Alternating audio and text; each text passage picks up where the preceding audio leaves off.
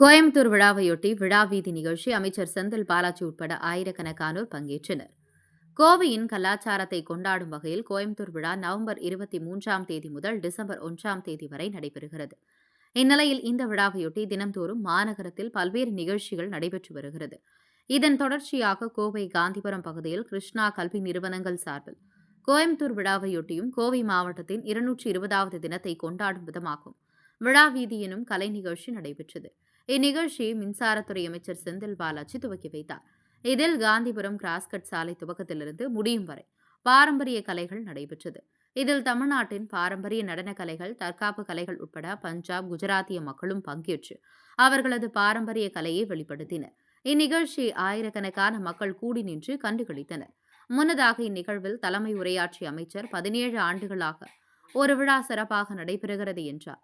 அது கோவை விழாதான் எனவும் சில விழாக்கள் துவங்கி பாதியிலேயே கைவிடப்பட்டு விடும் என குறிப்பிட்டார்.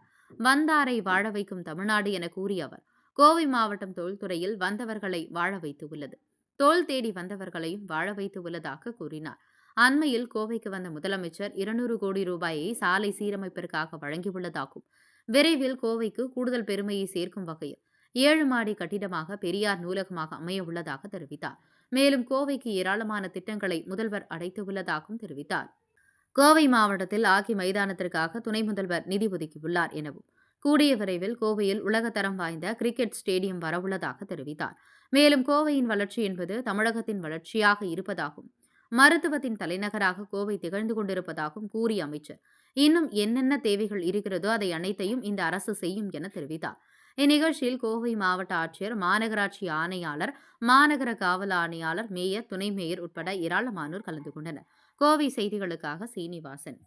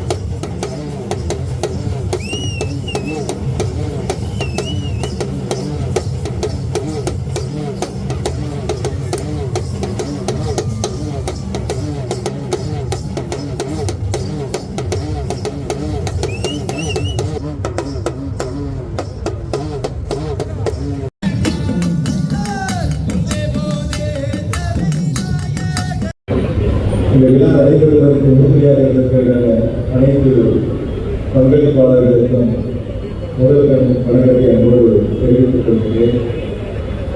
தொடர்ந்து 17 ஆண்டுகள் ஒரு விழா சிறப்பாக நடைபெறுகிறது என்று சொன்னால் அது கோவை விழாவாக மட்டும்தான் இருக்க முடியும்.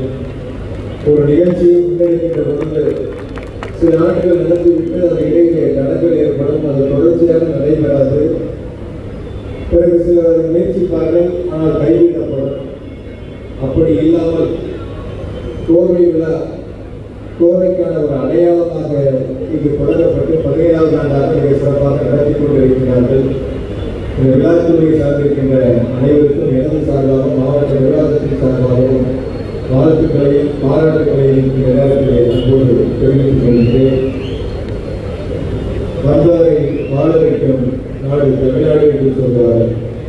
அந்த வகையில் தமிழ்நாட்டில் கோவையை பொறுத்தவரை தொழில் செய்வதற்கு வந்தவர்களையும் வாழ வைத்திருக்கிறது, தொழில் தேடி வேலை வாய்ப்பை தேடி வந்தவர்களையும் வாழ வைத்திருக்கிறது கோவை.